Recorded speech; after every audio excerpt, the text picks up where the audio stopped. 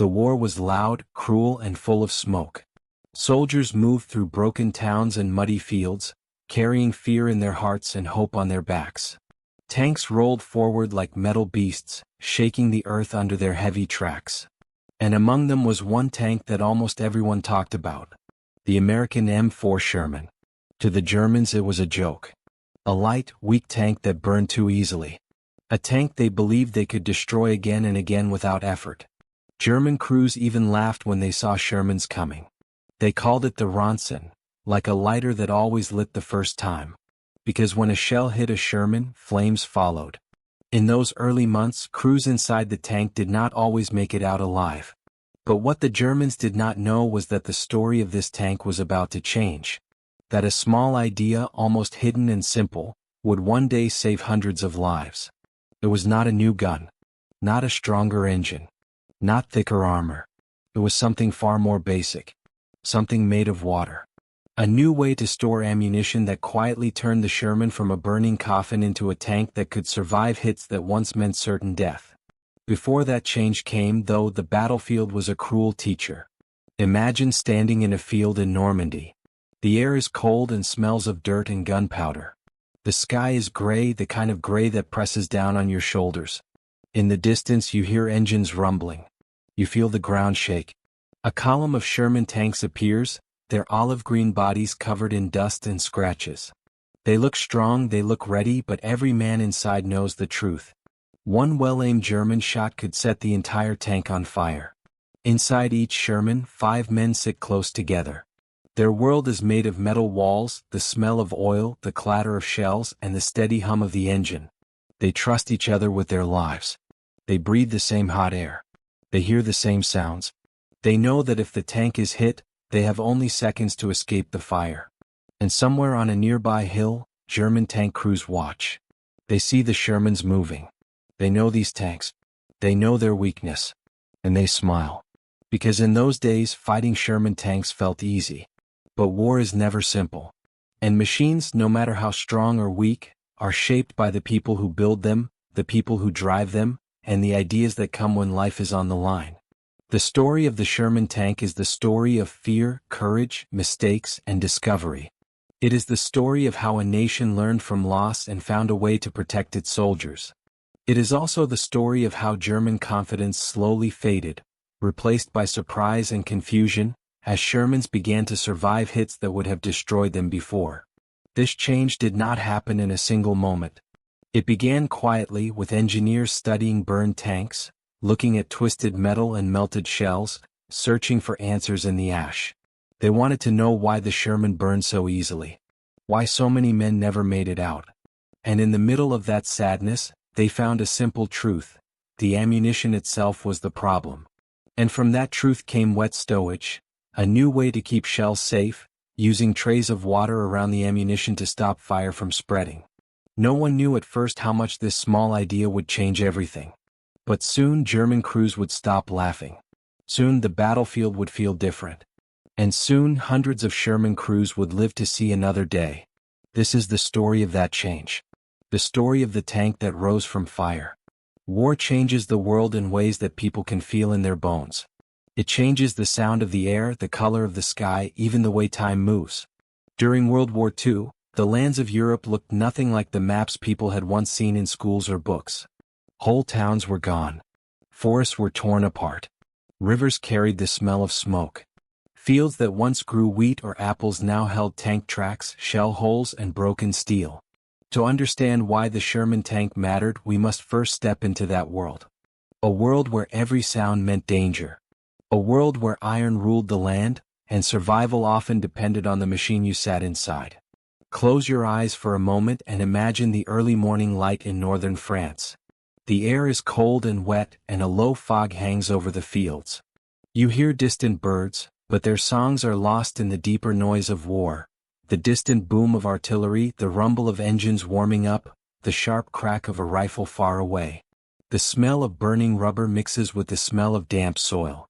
The ground is soft, almost sticky from rain and constant fighting. On a dirt road near the edge of a forest, a group of Sherman tanks sits waiting. Their engines idle with a steady growl. The metal is cold to the touch. Dew collects on the surface, shining under the weak sunlight. Soldiers walk around them, tightening straps, checking tools, loading equipment. Some look tired. Others look nervous. All of them know the dangers ahead. The Sherman tank itself looked simple from far away. It wasn't sleek like the German Panther. It wasn't huge like the Tiger. It had a rounded shape, almost gentle compared to the sharp, angled lines of German armor. But this soft shape hid the heavy truth that every man inside knew: the Sherman was fragile in many ways. It could be knocked out by German guns long before it could get close enough to fire back. Around the tanks, the landscape tells its own story. Trees lean sideways, torn by explosions. Broken fences lie scattered. Abandoned farmhouses sit with roofs missing, windows smashed. Each ruin whispers memories of a life that once existed before tanks rolled across the land. The sky changes throughout the day. Sometimes it's dark with thick clouds, heavy with rain. Sometimes it brightens for a moment, giving brief light to the soldiers below. But even the sun cannot hide the endless gray smoke drifting slowly from burning buildings miles away. Now move across the battlefield. Imagine a muddy field where German and American forces once clashed. Shells exploded here. Men crawled through the grass. Smoke hung over the land so thick that the sun looked like a pale white circle. The earth is scarred, deep trenches, broken branches, pieces of metal half buried in mud. And somewhere in the middle of these scars lies the wreck of a Sherman tank. The metal is twisted. The paint is burned off. The interior is black and silent. This was what soldiers feared most, not the tank being destroyed but what happened inside when ammunition caught fire. A single spark could turn the entire vehicle into a furnace. Many crews never made it out fast enough. This world was the world of tank crews. Inside a Sherman, life was cramped and loud. The interior was small, barely enough room for 5 men to sit and move their limbs. It smelled of oil, hot metal, sweat, and gunpowder. The engine roared so loudly that words often got lost. The floor shook. Each bump slammed through the seats. And yet, inside this tiny space, men learned to trust one another more deeply than they had ever trusted anyone. The driver sat low, almost lying down, eyes peeking through a narrow slit of glass. The gunner waited with steady hands, ready to turn the turret at a moment's notice. The loader kept shells close, knowing that speed meant life. The commander stood half out of the hatch when he could, scanning the world with sharp eyes, always searching for danger. Outside the tank, German forces prepared their own machines. The Panther and Tiger tanks were heavier, stronger, and armed with powerful long-barrel guns. Their crews felt confident. They could see farther. They could shoot harder. And they knew from experience that the Sherman tank was vulnerable. In forests across France, German guns hid under thick branches. In hills across Belgium, Panthers dug into the earth and waited like hunting animals. And on open fields, Tigers sat motionless like steel castles. To these German crews, the Sherman was a target, easy, predictable, familiar. This was the world in which American soldiers fought. Every road could hold a German ambush. Every hill could hide a gun. Every shadow could mean danger. And at the center of all this fear was one truth: their tank could burn easily. But this world was not only dark. There were moments of calm too. Moments when the war seemed to take a breath. Soldiers sat beside their tanks, drinking coffee from tin cups, watching the sky slowly change colors. Some wrote letters home, telling their families not to worry, even though they were scared inside. Others joked, laughed, or shared stories just to feel human again. The Sherman tank moved through all these moments, through fear, through hope, through danger, through silence. It became a moving home for thousands of young men. They painted names on the sides: Lucky Lady, Thunderbolt, Faith, Iron Angel. Each name carried a piece of someone's heart. The tank's engine echoed across valleys, across rivers, across ruined streets. Tracks crushed broken stones and rusted metal. Turrets turned slowly, searching for signs of German armor. Planes circled above, sending shadows racing over the ground. Every sense was alert. Every movement mattered. This world was alive with sound. The clank of metal tools. The whispers of soldiers planning their next move. The distant thunder of artillery. The buzzing of aircraft. the heavy, slow heartbeat of tank engines. And in this world, fear followed every Sherman crew. Fear of fire. Fear of being trapped. Fear of hearing that deadly German shot. You could feel the tension in the air when tanks rolled into a new battle. You could almost taste it, a mix of dust, oil, and worry. Yet even in this harsh world, something else was growing. A quiet determination. A desire to fix what was broken. A belief that no soldier should burn alive inside his own tank. This belief would lead engineers down new paths. It would lead them into burned wrecks, cold workshops, and long nights of study. It would lead them to a simple idea that no one expected. And eventually, it would lead the Sherman tank into a new chapter. A chapter where German laughter faded into silence. This was the world before Wet Stowage. A world full of danger, loss, and learning. A world preparing for a change that would turn the tide for hundreds of crews. Before Wet Stowage changed everything, the Sherman tank lived with a problem that everyone on the battlefield could see. It was a problem born from design choices, rushed production, and the desperate needs of a world at war. To understand why the Sherman struggled, we must go back to the beginning, when the United States joined the fight and needed a tank that could be built quickly, shipped easily, and used by thousands of crews who had never even seen a tank before. When America entered World War II, speed mattered more than perfection. Factories had to produce tanks at an unbelievable pace, hundreds each month, to supply not only American forces but also the Allies fighting in Africa, Italy, and later France. The Sherman became the answer. It was reliable, simple to repair, and could travel long distances without breaking down. Compared to many tanks of the time, it was like a sturdy workhorse. It did what it needed to do and it rarely complained. But the battlefield is not kind to machines that are good enough. And in tank warfare, one weakness can cost lives long before anyone has time to fix it. The Sherman's most dangerous weakness came from the way it stored ammunition. Inside the tank, shells were placed in racks along the sides, close to where enemy rounds often struck. When a German shell pierced the armor, hot fragments would fly inside like burning splinters. These fragments could hit the ammunition and set off a chain reaction. One shell ignited the next, and soon the whole tank was filled with fire and smoke. The crew had seconds, only seconds, to escape. German guns made this problem worse. The most feared weapon was the German 75mm long-barrel cannon, mounted on the Panther tank. It fired shells at such high speed that they cut through armor like a knife through thick cloth. The Tiger's massive 88mm gun was even deadlier. If a Sherman was spotted before it could get close, it was almost always hit first. Reports from early battles told a painful story. Shermans were easy to knock out. They burned quickly. And German crews noticed. They began to talk about the Sherman the way hunters talk about an animal they know too well. Predictable, weak, almost harmless unless it got very close. In North Africa, during the first tank battles between America and Germany, the Sherman proved reliable, but the German guns proved stronger. Soldiers wrote letters home saying the same thing again and again. The tank fights well, but when it gets hit, it burns too fast.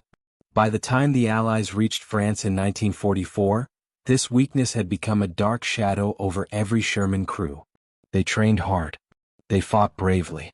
But deep down, most believed that if their tank was hit in the wrong place they might not get out alive. Statistics from the battlefield showed that almost 60 to 80% of Sherman losses involved fire from ammunition explosions. That number was too high. Far too high. Something had to change. But change requires understanding, and understanding came slowly. Engineers first began studying destroyed tanks in the deserts of North Africa. They collected burned metal, broken shells, and melted racks. They spoke to the few survivors who told them how fast the fire spread. Many crews said the same thing: we never saw the flames coming. One moment we were fine. The next, the tank was full of fire. The engineers noticed a pattern. In almost every burned Sherman, the ammunition racks had been struck. That was the spark. That was the fuse. The armor could be improved, yes. The gun could be upgraded, yes. But none of that would save the men inside if a single spark reached the ammunition. That realization became the turning point. The U.S. Ordnance Department began looking for solutions. They tested thicker armor plates, different rack placements, new lining materials, and even chemical fire suppressants. But none of these early ideas were enough. The ammunition needed protection from heat.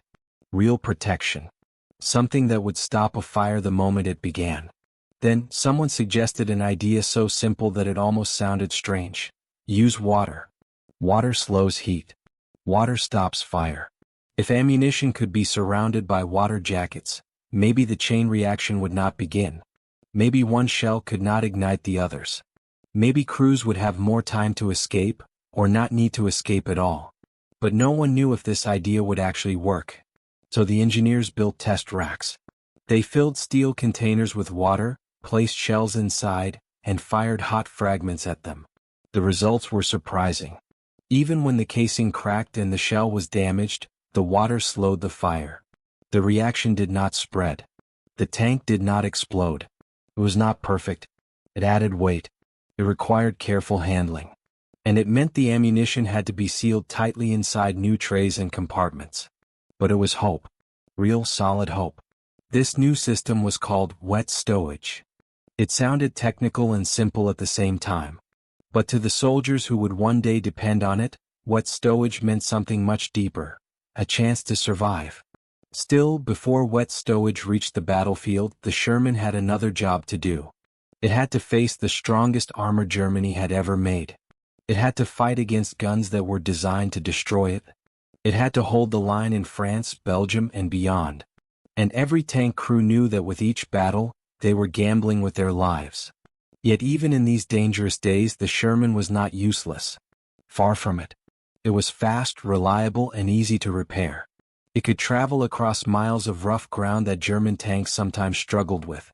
And because it was produced in huge numbers, the Sherman often fought in large groups, overwhelming German tanks by teamwork rather than raw strength. But fire was the enemy that no crew could escape unless something changed. Change was coming. Slowly, quietly, but surely. And soon German confidence would turn into shock when they realized the Sherman they once mocked was no longer the same. The months leading up to the Normandy landings pushed the Sherman to its limits. Every lesson learned in Africa and Italy traveled with the crews as they prepared for the largest invasion in human history.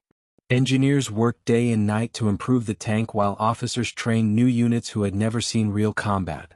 Rumors spread among the men, stories of German Panthers with thick armor, of Tigers that could destroy a Sherman from more than a mile away, of anti-tank guns hidden in hedgerows that could strike before a crew even understood where the attack was coming from.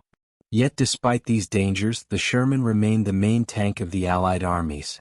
There simply was no time to build something new. The factory lines were running at full speed, shipping tanks across the Atlantic faster than ever before. Every Sherman built meant one more crew ready for battle. But every Sherman knocked out reminded everyone of the same truth.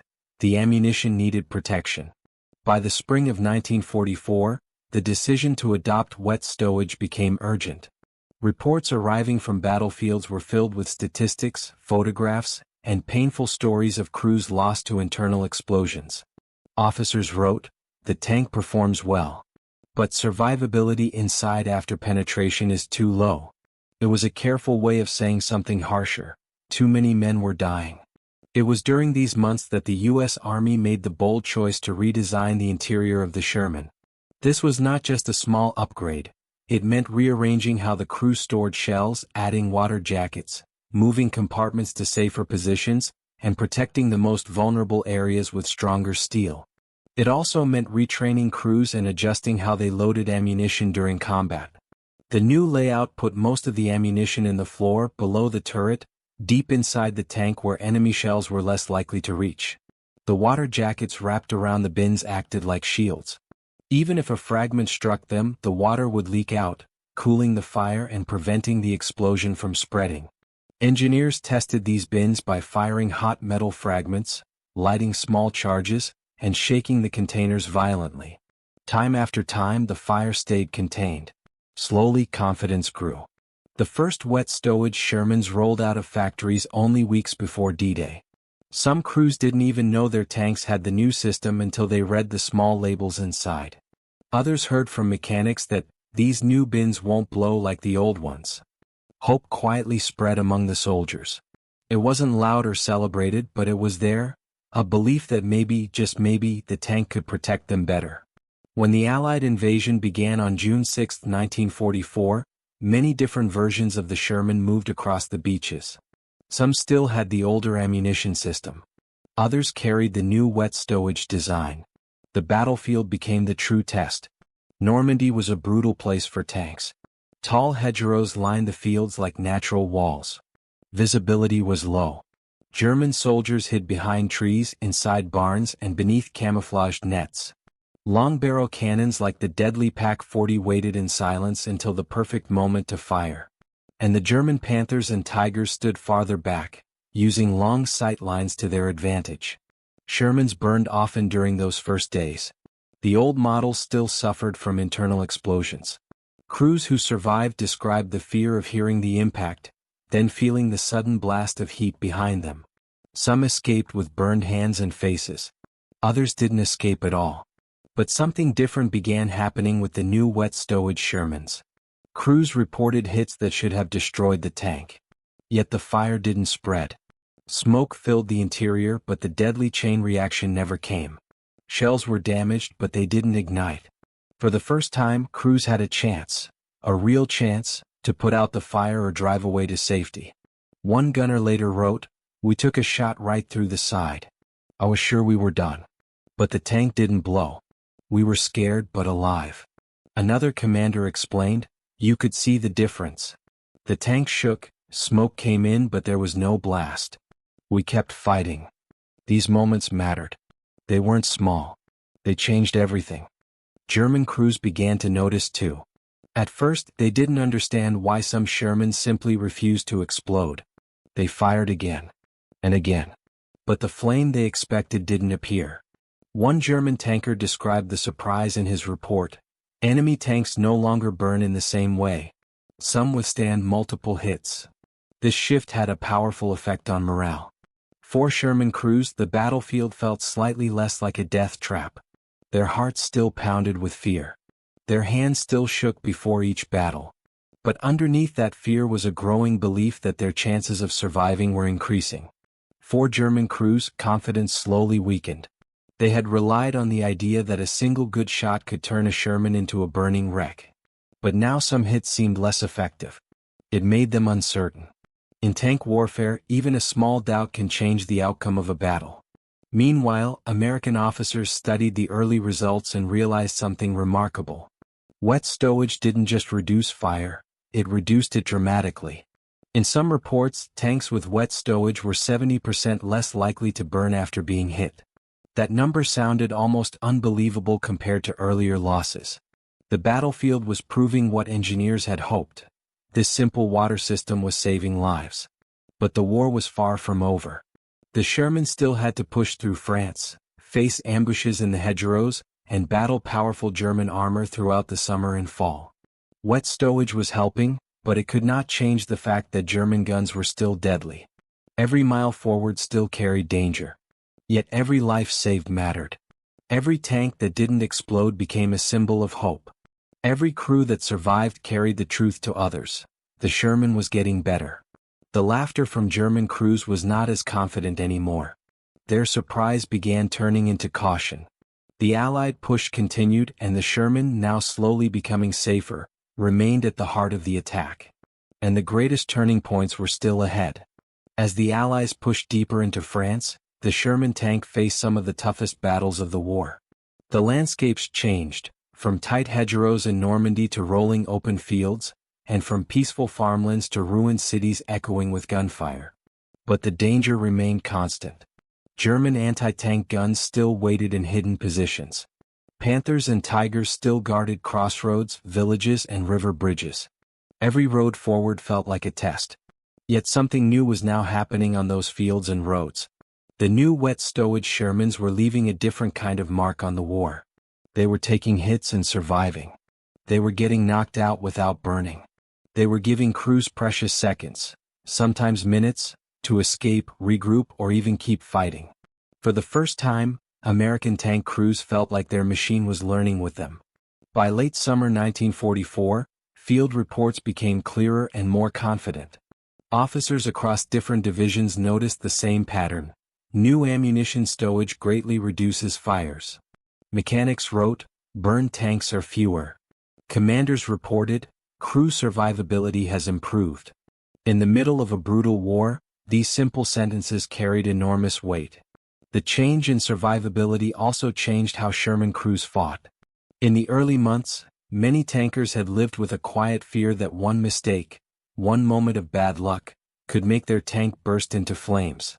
But now with Wet Stowage they began taking bolder actions. They maneuvered faster. They engaged German positions more directly. They supported infantry with greater confidence. Crews no longer feared every hit in the same way. The tank still shook violently when struck. Metal still flew inside like angry sparks. Smoke still filled the interior with a sharp, choking smell. But the one thing that had once terrified every man inside, the sudden fireball, was far less common. To the soldiers fighting beside them, this change was obvious. Infantrymen noticed that crews were climbing out alive more often.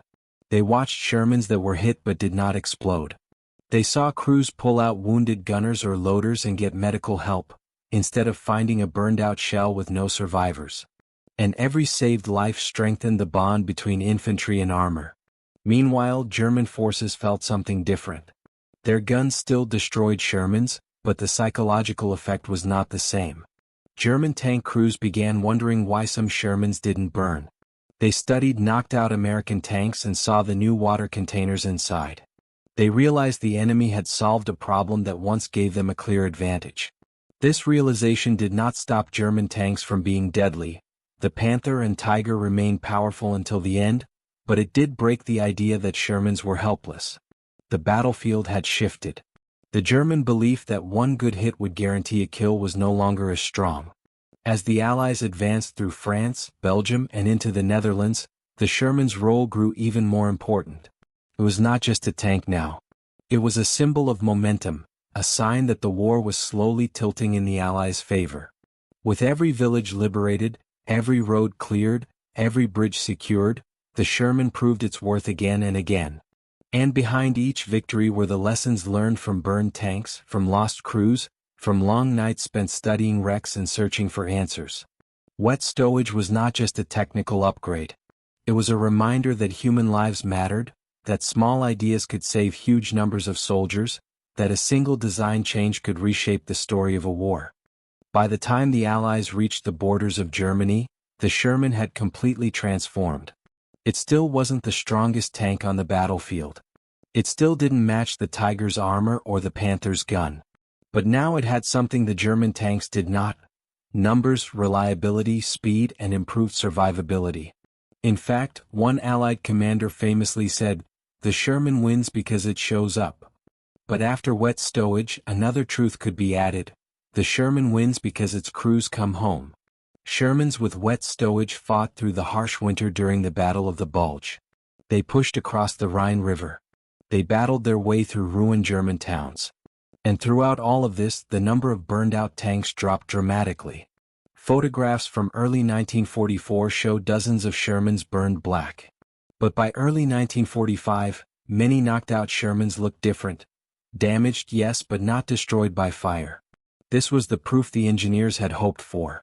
The battlefield was the final judge, and the battlefield was saying the same thing again and again: Wet Stowage worked. In interviews after the war, many Sherman crewmen spoke about this change with deep emotion. Some said they would not be alive without Wet Stowage. Others said they felt safer inside the Sherman after the upgrade. One commander put it simply: "The tank didn't burn. That saved us." Another crewman said, "People call it a small change. It wasn't small to us." These voices remind us that history is not made by machines, but by the people inside them. The Sherman tank did not just change because someone wrote a new blueprint or welded a new bin.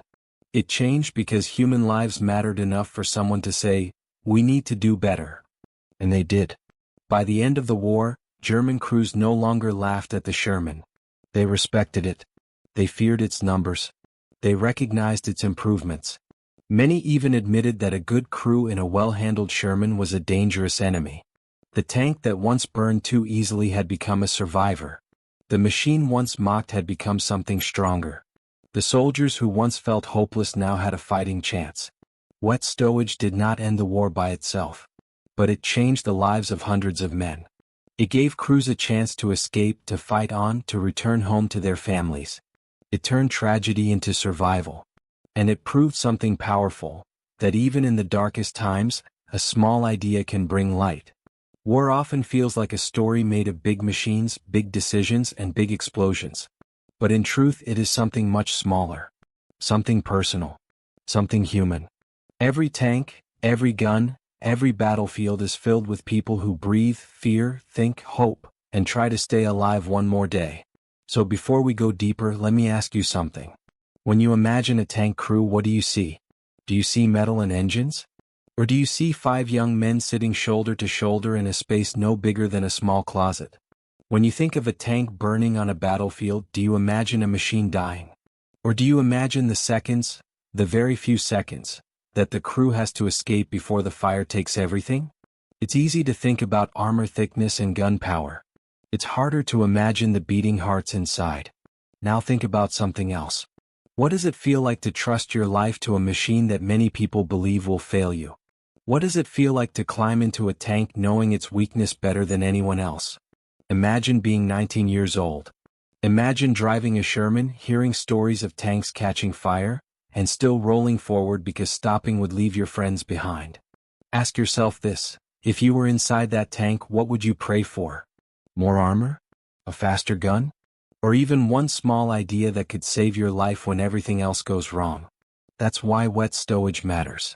Not because it was clever. Not because it looked good on paper. But because it gave real people, people like you and me, a chance to survive. As you listen to the rest of this story, try to hold one thing in your mind. Behind every fact is a face.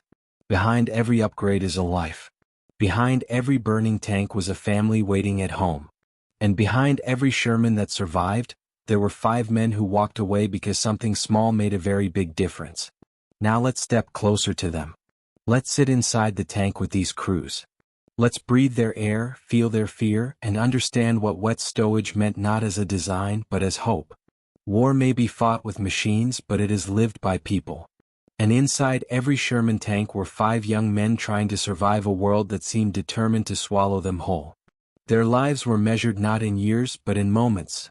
The moments between each shell fired, each mile traveled, each breath taken inside a steel box that could become a furnace at any time. To understand this part of the story, let's step inside the Sherman as if we are there with them. The air inside the tank is warm and heavy. It smells of sweat, fuel, metal, and the faint bitterness of gunpowder. The walls feel close, almost too close, like the world has shrunk around you. Every sound echoes. Every movement feels louder than it should. When the engine starts, the tank vibrates from the floor to the top hatch. Your teeth buzz. Your ribs shake. You feel the power of the machine but also its fragility. The driver sits low, almost lying back with his hands on the controls. His view of the world is a small rectangle of glass covered in dust and scratches. Outside, the battlefield is huge and frightening. Inside, he sees only a tiny slice of it. He must trust the commander's voice because his own eyes can't save him. The gunner sits just inches away.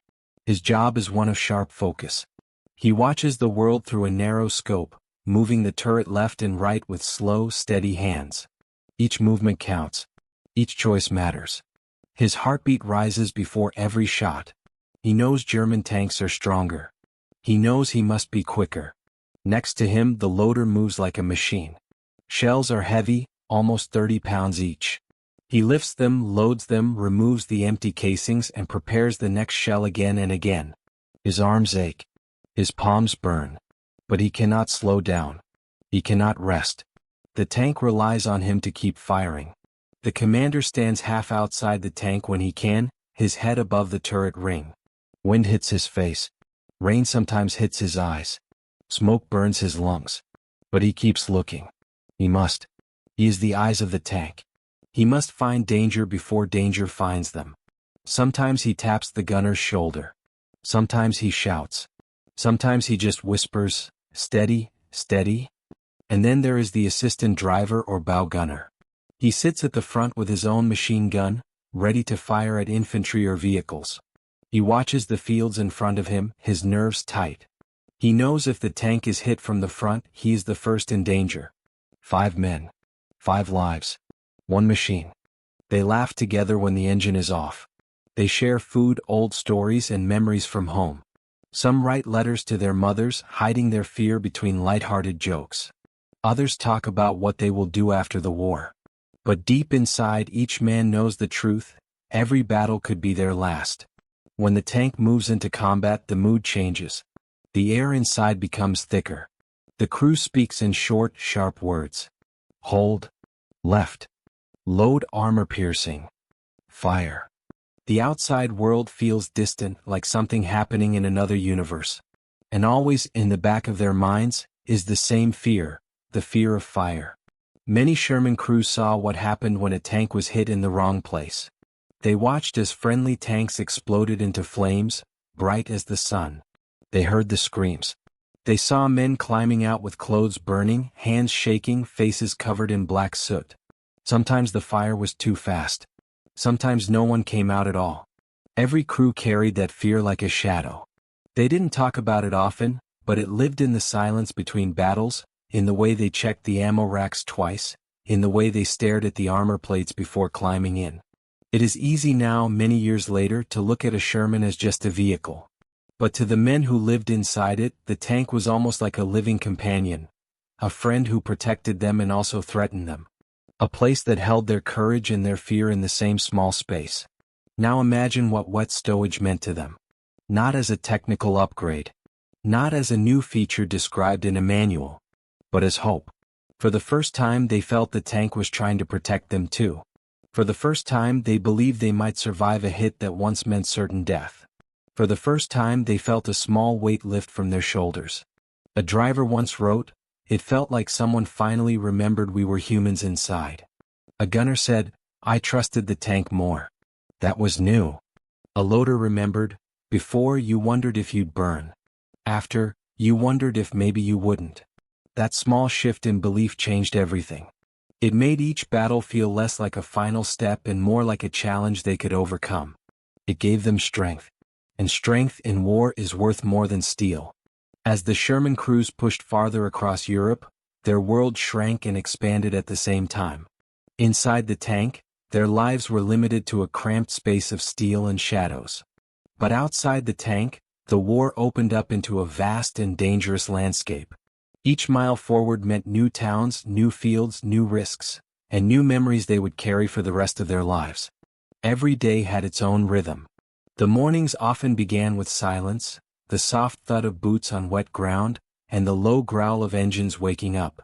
Crews climbed into their tanks with stiff hands and tired eyes. They ate cold rations, checked ammunition, and waited for the commander's voice to break the quiet. Then the day would erupt. Imagine a Sherman rolling down a narrow road between fields. The sun is just rising, casting long shadows across the earth. The inside of the tank is dim, lit only by small beams of light slipping through the periscope lenses. The crew is alert, listening for anything unusual, an engine in the distance, a metallic click, the snap of a twig. Then a sound breaks the air. A sharp crack. A German gun. The tank shakes. Dirt flies. The driver yells. The commander shouts orders. The gunner swings the turret toward the flash of smoke. The loader grabs a shell with shaking hands and pushes it into the chamber. Every heartbeat feels like a countdown. Some battles lasted only seconds. A single enemy shot could end everything. Other battles lasted hours, with tanks firing, reversing, advancing, and trying desperately to outmaneuver German armor hidden behind trees, buildings, or hills. But through all this chaos, one thing held these 5 men together: their trust in each other. Inside the tank, friendships became something deeper, something forged in fire and fear. A driver once said, "We weren't just friends. We were each other's lifelines." And it was true. If one man failed, all 5 could die. Crews developed small routines to calm their nerves. Some tapped their helmets twice before entering the tank.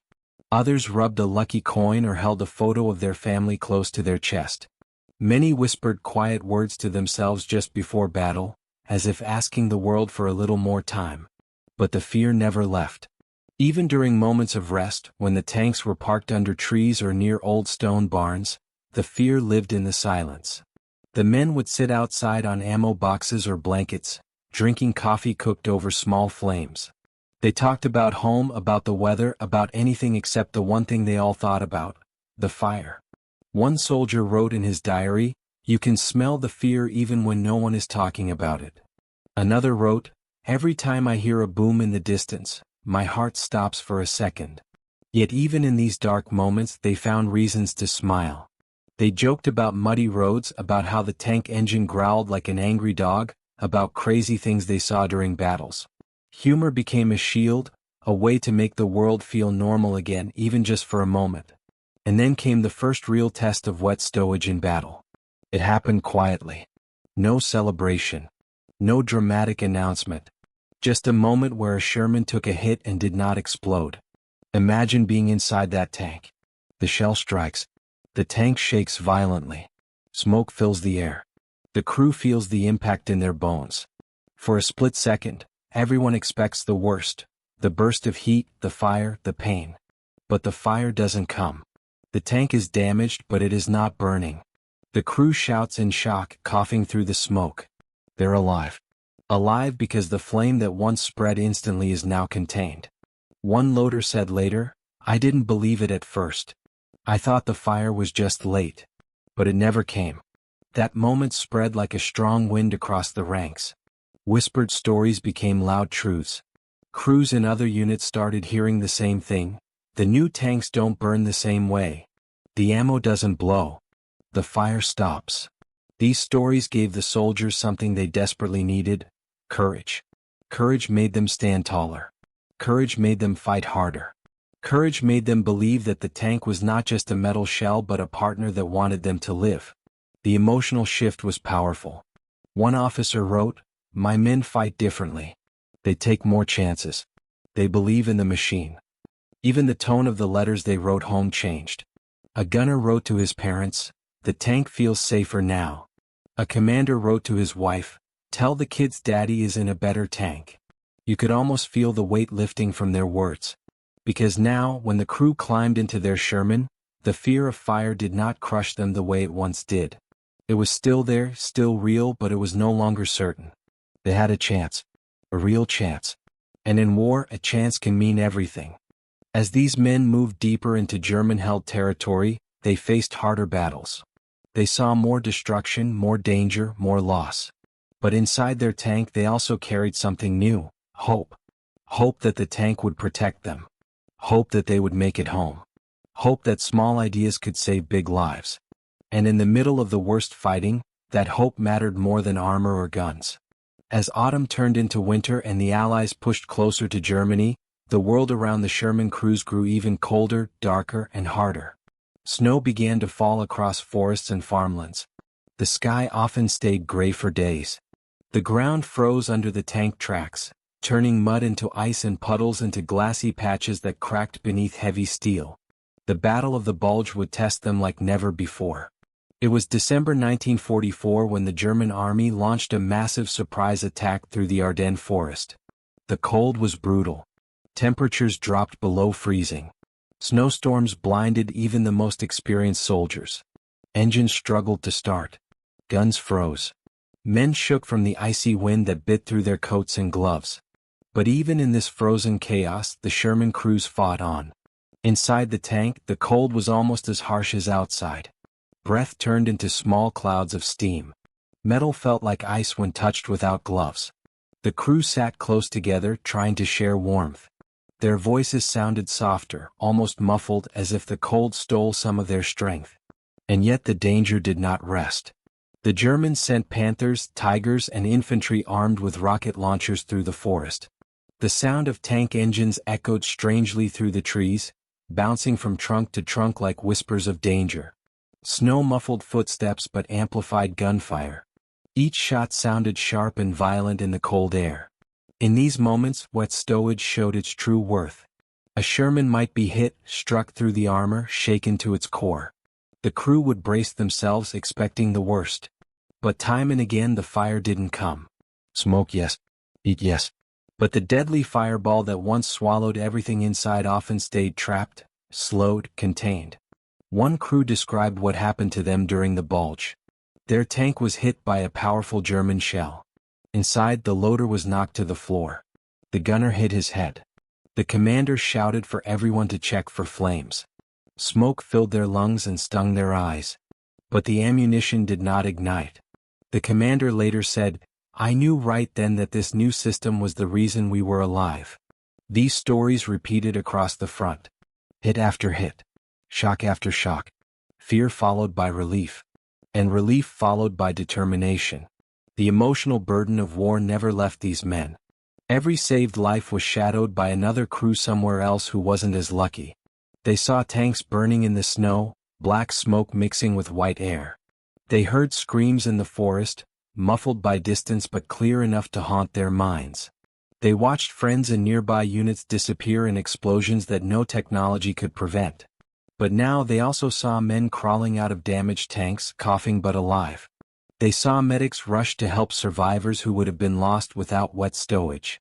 They saw moments where death came close but didn't win. And in the middle of winter, in the middle of fear, hope became a fire that warmed them more than any blanket. Some crews began talking about their tanks with quiet affection. They gave them names like Lucky Chance, Faithful Lady, and Snow Survivor.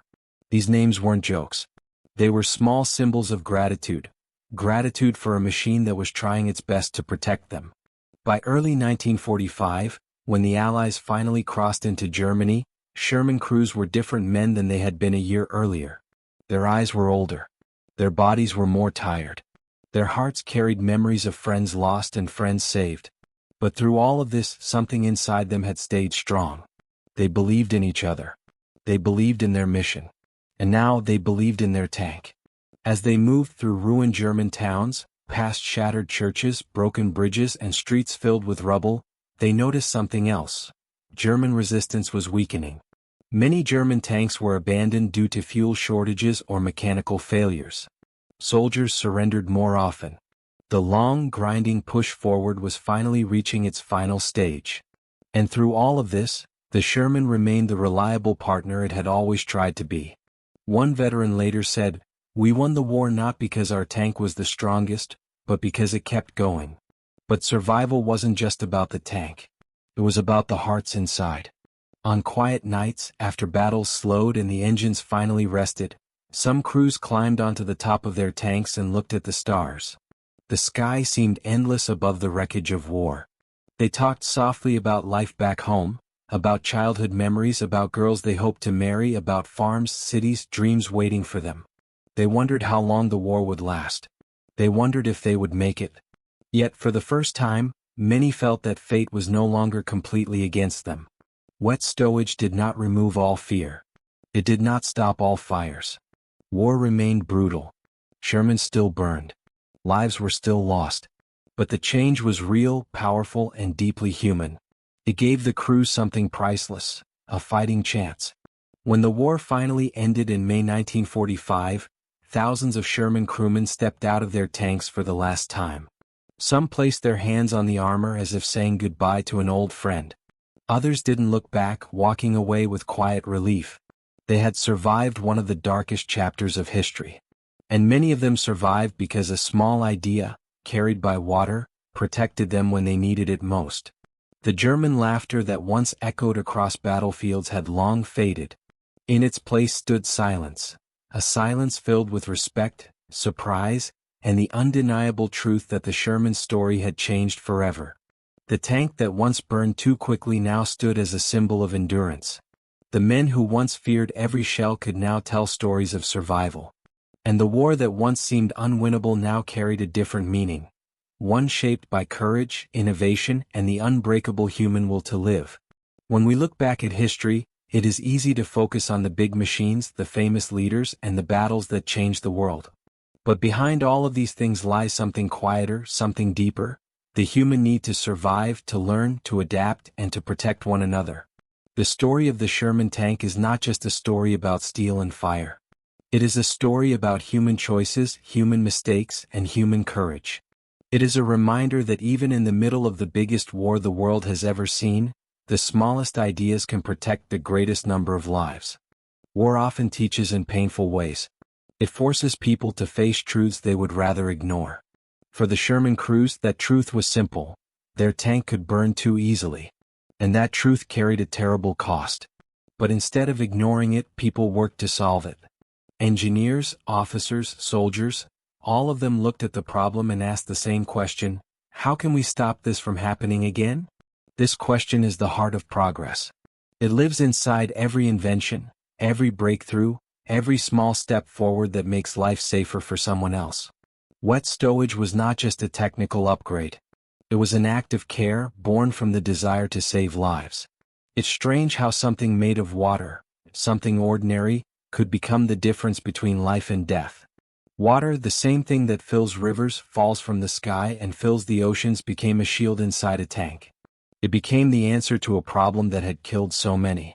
Maybe that is one of the lessons of this story. Sometimes the most powerful solutions are not loud or dramatic. They are simple, quiet, almost invisible. Yet they change everything. Another lesson lies in how the German laughter faded. At the start, German crews were confident. They believed in the strength of their tanks and in the weakness of the Sherman. They were certain of victory. But certainty is dangerous. It blinds people. It makes them underestimate others. The Germans did not expect the Sherman to change. But it did. Life is full of moments where people judge too quickly. They laugh at someone's weakness. They ignore someone's potential. They think something small cannot become something strong. But history shows over and over again that change can come from unexpected places. The Sherman, a tank once mocked, became a tank that saved thousands. It reminds us that no one should be judged too early. No machine. No idea. No person. And then there is the lesson of the crews themselves. These young men lived through fear most of us cannot imagine. They fought inside a space so small they could hardly move. They faced guns that could destroy them in a heartbeat. They saw friends vanish in smoke and fire.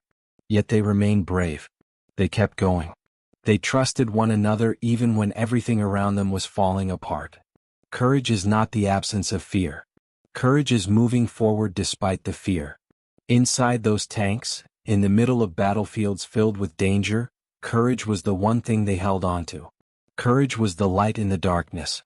Courage was the reason they climbed into the tank again and again, knowing each day might be their last. But even courage needs hope. Hope came to life the moment wet stowage proved itself on the battlefield. Hope came when a tank took a hit and didn't burn. Hope came when 5 men crawled out of a damaged Sherman, coughing and shaking but alive.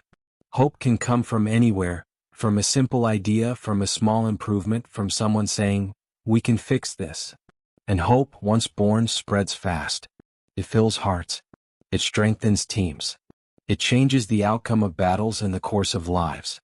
Another reflection hides deep in this story: the value of human life. War can make people forget this value. It can make death seem common. But wet stowage was created because people remembered. They remembered that every soldier had a family waiting. Every crewman had dreams, fears, and a life beyond the battlefield. Every life saved was a future protected. It is easy to see war as numbers: tanks built, tanks destroyed, victories counted, miles gained. But each number hides a person. And when we zoom out too far, we forget what is most important. The story of the Sherman reminds us to zoom back in. To see the hands of the driver gripping the controls. To see the sweat on the loader's face as he lifts another shell. To hear the gunner whisper a quick prayer before firing. To watch the commander scan the world with tired eyes. To feel the bow gunner's fear when the tank shakes from impact. These moments are the real story. The human story. In the end, the Sherman tank did not win the war alone. No machine ever does. Wars are won by people, by their ideas, their courage, their hope, and their willingness to protect each other. The tank was simply the tool. The heartbeat inside it belonged to the men. And wet stowage, as small as it might seem, was a way of telling those men that their lives mattered. This reflection leads to a final thought. Even in the darkest times, humanity finds ways to shine. A new idea. A small improvement. A lesson learned. A life saved. These things ripple outward. They change history not with noise but with quiet strength. The Sherman tank, once mocked for its weakness, became proof that change is always possible, and that saving one life is worth every effort.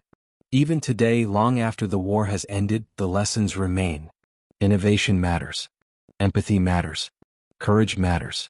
Small changes matter. And above all, people matter. The men inside those tanks, the engineers who redesigned the ammunition racks, the officers who demanded better protection, they all remind us that progress does not require perfection. It only requires the will to try, to learn, and to care. Their story reminds us that every life has value, even in the middle of destruction. And sometimes saving one life changes the story of many. The war finally came to an end in the spring of 1945. The guns grew silent. The tanks stopped rolling. Smoke drifted away into quiet skies. And across the battlefields of Europe, the Sherman tanks that had once carried so many fears stood still for the first time in years. Some were damaged. Some were covered in snow or mud. Some had the marks of heavy fighting on their armor. But many still stood strong, their engines resting after the long and painful journey. For the crews who survived, stepping out of their tanks felt unreal. The noise that had filled their world was gone. The danger that had chased them every day had finally disappeared.